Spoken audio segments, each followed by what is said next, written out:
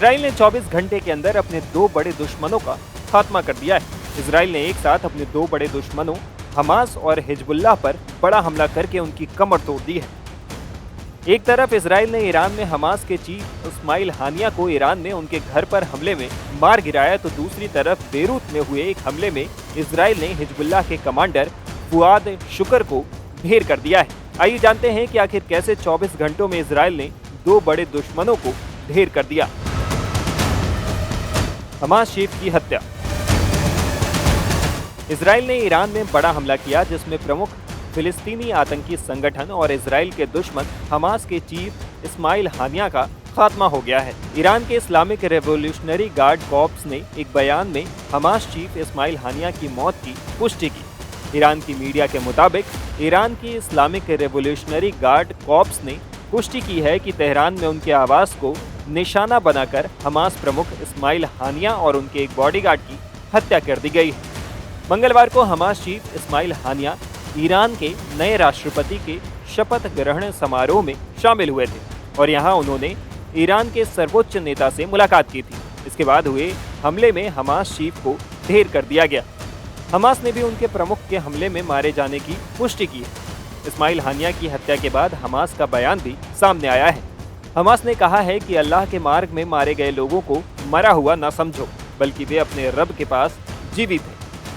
Islamic resistance movement Hamas हमारे महान फिलिस्तीनी लोगों, अरब एंड इस्लामिक राष्ट्र और दुनिया के सभी स्वतंत्र लोगों के बेटों के लिए शोक व्यक्त करता है।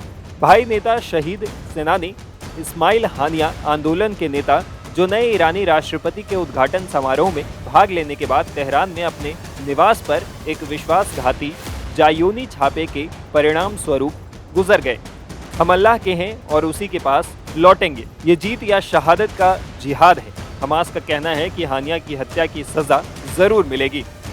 हमास चीफ की हत्या के पीछे इजराइल की खुफिया एजेंसी मोसाद का हाथ होने की आशंका जताई जा रही है। मोसाद इससे पहले भी ईरान में कई खुफिया ऑपरेशंस को अंजाम दे चुका है।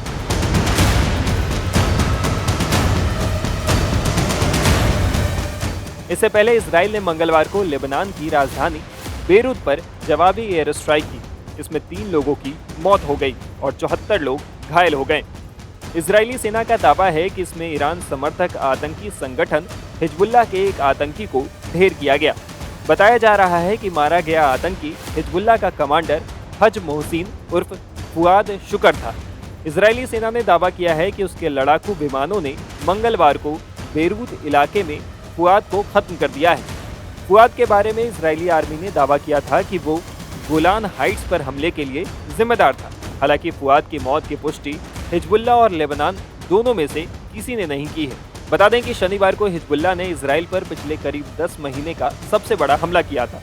उसने लेबनान से गोलन हाइट्स के फुटबॉल ग्राउंड पर रॉकेट दागे थे। इसमें 12 लोगों की मौत हो गई थी और करीब 30 लोग घायल हुए थे।